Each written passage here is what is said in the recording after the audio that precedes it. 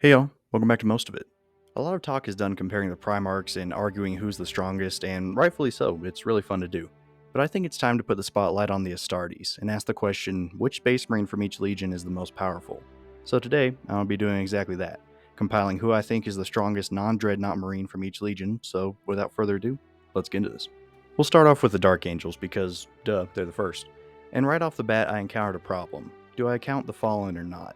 On one hand, they are still kind of Dark Angels, but on the other, a lot of them have Chaos enhancements, and so I ultimately decided to choose a strongest Fallen and a strongest Loyal Dark Angel. So for the strongest of the Fallen, you may think that the obvious choice would be Cypher, but I actually found someone even stronger. Meet Marbus, a guy that I didn't even know existed before doing research on this video. This guy was once your standard Fallen Angel, but over time he somehow gained the favor of the Chaos Gods and became a Demon Prince of Chaos Undivided, which is no easy feat. He is, as far as I'm aware, the only Fallen to achieve Demonhood, and so I think he's a pretty good choice for this spot. On the Loyalist side of the first, I gotta go with my boy Corswain. This guy was a captain of the first before and during the Horus Heresy, and he was undeniably one of the greats. His swordsmanship was well known throughout the legions, which is really saying something given how secretive the Dark Angels are, and he survived a duel with Sevatar of the Night Lords and even put Conrad Kurz in a coma. Granted, that was after the Lion fought him and while the Night Hunter was distracted, but still, my boy had the balls to backstab a Primarch, and to me that firmly puts him in the strongest spot for the First Legion. During the Siege of Terra, he and Sigismund led the defenses against Typhus and his Plague Marines, and during the destruction of Caliban, he even dueled Cypher, with his fate after that being unknown. On to the Emperor's Children, and for the Traitor Legions, I'll be choosing a pre- and post-fall Marine just to keep things a little more fair.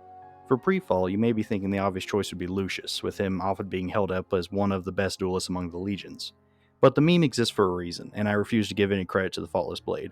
So I went searching and I found a Marine with almost no lore, but he did still exist. Meet Tessarius Acerduana.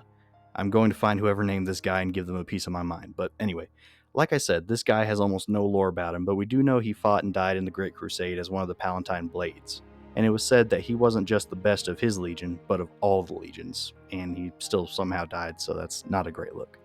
For post-fall Emperor's Children, yeah, it's Lucius. I delayed it as long as I could. Despite the many memes about him, he is still a great duelist, and with the armor of Shrieking Souls, even if he loses, he wins, and despite his dueling mastery, he loses a lot. Even pre-fall Lucius was hailed as one of the best of the legions until Loken punched him in the face, that is. But yeah, I'm not happy about it either, but it's Lucius. For the pre-fall Iron Warriors, I gotta go with Barabbas D'Antioch. This guy before the heresy was so good at strategic warfare and sieging that Perturabo actually liked him, until he didn't. D'Antioch was able to survive a battle with the Hrud, which were a super dangerous Xeno species that aged him up into an old man.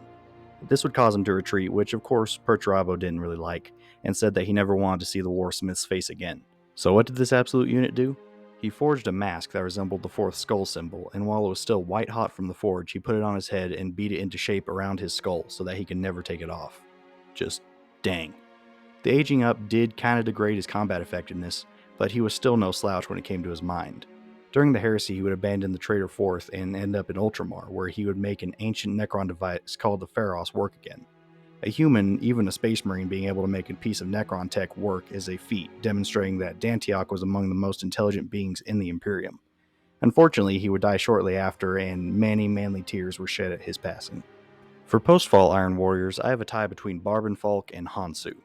Falk doesn't have a ton of lore currently, but we know that he was a part of Perturabo's Trident, which were essentially his advisors and best warriors. He was known for his great size and strength, and after the heresy was even able to achieve demonhood, and left his warriors under the command of Hansu to go explore the warp. And that brings us to Hansu. This guy was actually a half-breed, being half Iron Warrior and half Imperial Fist. This seemingly just made him better at what he did though, and he was able to siege Ultramar to the point that it actually kinda made the 13th nervous. He was mostly responsible for creating the Demonculaba, which is one of the weirdest pieces of 40k lore, and he's even convinced demon princes on multiple occasions to help him further his goals. For the White Scars, I chose Jubal Khan. This guy was really into his job, with him even declining promotions from his Primarch so that he could keep killing enemies at the ground level. So in response to this, Jagatai made him the first Master of the Hunt, which is essentially the White Scars assassins, which go out and take out specific targets. Jubal was really good at this job, and was such a good duelist that he almost beat Sigismund of the Imperial Fists on one occasion. Unfortunately, though, the Khan was killed by Abaddon during the Solar War, because Abaddon just has to kill everybody, I guess. For the Space Wolves, I didn't even have to think about who to choose. Logan Grimnar is a monster on the battlefield. He is one of the oldest non-Dreadnought Space Marines, and it seems like he's only gotten deadlier over time. He is one of like 3 Marines that is able to sprint in Terminator armor, which is terrifying to think about, and he wields the Axe of Mordkai, which is essentially just a reforged Khornite blade with the demon still inside it. Yeah, this guy's enough of a beast that even Khorne can't corrupt him, and the god is seemingly okay with the wolf wielding his weapon just because of the amount of blood that Grimnar takes. This guy has banished demon Primarchs and even killed Grey Knights for unfathomably base reasons, so yeah, it goes to Logan, he's the best. For the Imperial Fists, I chose Sigismund, for obvious reasons. When the words best Astartes warrior are uttered, I'm pretty sure Sigismund teleports into the room with you and convinces you that it's him. This guy was an absolute beast and was able to beat Jubal Khan, Karn, Sevatar until he cheated, and even held his own for a bit against a demonic Fulgrim, which was no small feat. Even when he got old, it was said that age didn't slow him down, it just brought him down to the same level as the other Astartes. And even with that happening, he still fought Abaddon and would have won if it wasn't for the fact that he's the big bad of the setting.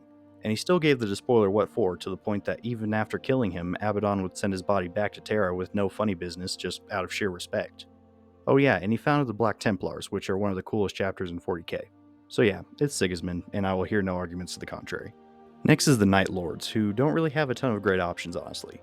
The 8th were more renowned for their stealth and terror tactics in general than just straight up skill in warfare. But one Marine went against the grain in his legion, and that was Sevatar. Depending on how you look at it, Sevatar was one of the only Marines to beat Sigismund, even though he cheated kinda, but still, just being able to keep up with the Imperial Fist was an accomplishment in and of itself. He was so impressive that even Conrad Kurz liked him, and he didn't like anybody. It's believed that Sevatar died during the Siege of Terra, but there are still some questions surrounding it, and when his successor was named, most of the Night Lords wouldn't really pay much attention to him, as no one in their eyes could replace Sevatar. Heck, even after they found Kurz, I still think most of the Legion would have rather followed Sevatar than their insane Primarch. For the Blood Angels, this was kind of a hard one. It's obviously between Dante and Mephiston, and in the end, I kinda gotta hand it to Mephiston. Dante is no slouch, having lived as long as he is no doubt skilled, but Mephiston is just on another level. If it was just a straight up duel, I'd say Dante would probably win, but Mephiston just has so much going on that I think he would overwhelm Dante. Where do I start with this guy? Well, how about the fact that he's gotten the Black Rage twice and came back both times? He's died and came back before, and it's believed that he has half of Sanguinius' soul inside him. His aura can negate the Black Rage and other Marines just by being around him, and he can psychically stop time. Yeah, just straight up bam, everything freezes. He can summon demons without being corrupted and teleport just about anything anywhere. If I'm being honest, he's kinda broken, and is pretty much Primarch level at this point. And yet, despite all that, I'm sure that if he ever fought Abaddon, the Despoiler would still somehow win. The Iron Hands are one of the hardest legions for me to talk about, just because they got kneecapped so hard during the Heresy, and have just kind of been playing second fiddle to the other legions since then. But I ultimately decided on their current chapter master, Cardan Stronos. This guy is responsible for destroying Orc Waz, and has even purged High Fleet Moloch from Imperial space in the past. He's an interesting case among the 10th because he actually stresses the point that they are human first, and that they are nothing without their spirits. He even one time accepted a duel with the World Eaters champion, which ended with a decapitated berserker. Overall, although he doesn't get a lot of attention, this guy's a beast, and I think deserves more love. For the World Eaters, the strongest is the same for pre- and post-fall, and it's Karn. Karn, before his fall, was universally known for his skills and ability to just out-melee anyone within his range, unless there was a rhino present. Post-fall, he's even more insane, both literally and figuratively, with him sporting, I believe, the largest melee kill count of anyone in the setting. He even has a kill counter in his helmet to keep track of how many skulls he's claimed in Khorne's name. And he smacked the crap out of Erebus, so that alone makes him the best World Eater. For the Ultramarines, I have a fun answer and a real one. My fun choice is Malum Cato, the Doomslayer 40k. As far as I've read, Boltgun is considered at least mostly canon, and in that game, Cato kills pretty much everything, including Chaos Marines, lesser and greater demons, and all the while remains uncorrupted. My serious choice is the current chapter master Marnius Calgar. Within the Ultramarines Fortress Monastery, there are 28 volumes dedicated to Calgar's deeds, which is more than any except for Guilliman himself. This guy was able to hold things together while Guilliman slept, and he destroyed both Tyranid High Fleets and Orc Waz, and in Space Marine 2 he even marched into some kind of warp realm and survived, which in and of itself is crazy. He was also one of, if not the first Marines to cross the Rubicon and become a Primaris Marine. For the pre-fall Death Guard, I gotta give it to Nathaniel Garrow. This guy not only helped Terra to know about Horus's betrayal, but also made it through the warp, surviving all of Nurgle's advances, and then beat the Lord of Flies on the surface of the moon. And that's not all. After becoming Malcador's Knight Errant, he survived fighting with an insane Garviel Loken, and then at the Siege of Terra fought Abaddon and almost killed him, and wounded his demonic Primarch before getting killed. This guy was an absolute Chad and lived an insane life. Post-fall, it's Typhus, the favorite champion of Nurgle. This guy is a bastion of disease whose body is a literal hive of plague flies. He has turned away the forces of Khorne when they invaded Nurgle's garden, and even turned dozens of worlds into plague planets for his patron god. This guy loves Nurgle like no other, and it seems as though the Plague Lord returns the favor. For the pre-fall Thousand Sons, you may think it's Ahriman, but I personally chose this guy, Revuel Arvida. You may not have heard of him, and that's because he's known by a different name that I'll get to in a minute. Arvida was a really powerful psyker and was pretty much a White Scar pre-heresy, with the Warhawk himself inviting him to join the Legion just because of how well they got along. Because of this, he wasn't present for the burning of Prospero, and while he was fighting his way to Terra, he would begin to experience the flesh change and would lock himself in a stasis casket. After arriving on Terra, he would be chosen by Malcador to become something of a Magnus stand-in to sit on the Golden Throne, and using a shard of Magnus would be cured of the flesh change and would ascend to a level of psychic power that it kinda made even Malcador nervous. Now reborn, he took the name Janus and would become the first Grey Knight. This may be cheating a little bit, but I don't really care. Arvida's a really cool character, and Ahriman still gets his due because he's the most powerful Thousand Son post-fall.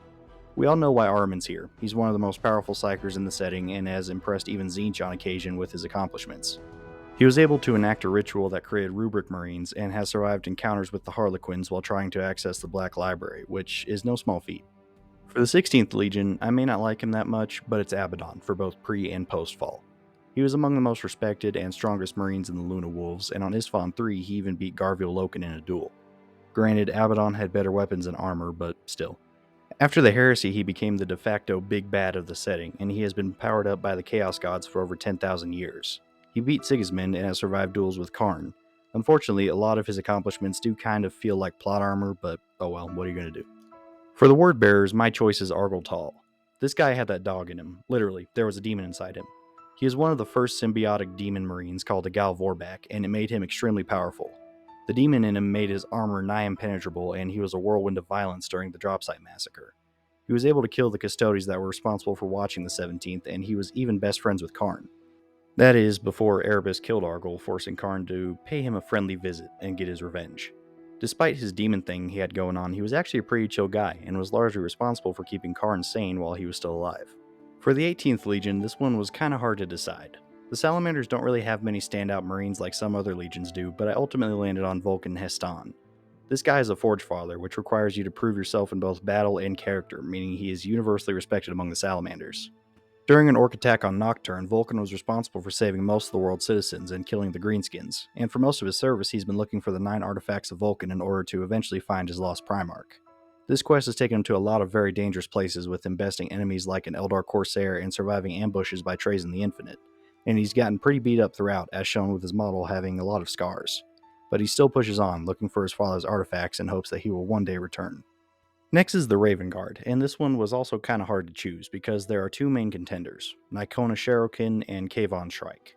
Sherokin was one of the most skilled Raven Guard members when it came to stealth, with him being able to slip into the shadows almost to the degree of his Primarch, using a method called wraith slipping.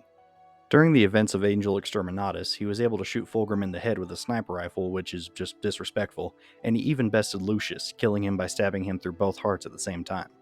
He was definitely one of the best duelists among the legions, and was, I'd say, on the same level as Sigismund and Karn. Kayvon Shrike was mostly known for his orc hunting skills, with him leading a 2-year guerrilla campaign against the Greenskins during a Great War. He's also fought the Alpha Legion a couple of times, but he is mostly known for hunting the orcs. Shrike's no slouch, but overall, I gotta give it to Sherokin, just because he's accomplished more and has done more impressive things. For the Alpha Legion, the choice is obvious. The strongest Marine of the 20th Legion is me, because I'm Alfarius, but it could also be you, because you can be Alfarius too. But who do y'all think are the most powerful Marines from each Legion? Let me know in the comments below. Like and subscribe if you enjoyed the video, and be sure to check out my community tab where I run polls and post memes from time to time. Thanks for watching, y'all, and with all that said, I'll see y'all later.